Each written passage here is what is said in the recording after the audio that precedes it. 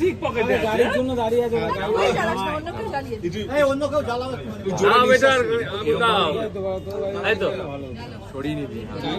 চলো সবচেয়ে ইয়াং মেম্বারও এসে গেছেন এবার মজা দুজনের বার্থডে দেখো happy birthday to you happy birthday to you happy birthday dear Ruda happy birthday to you thank you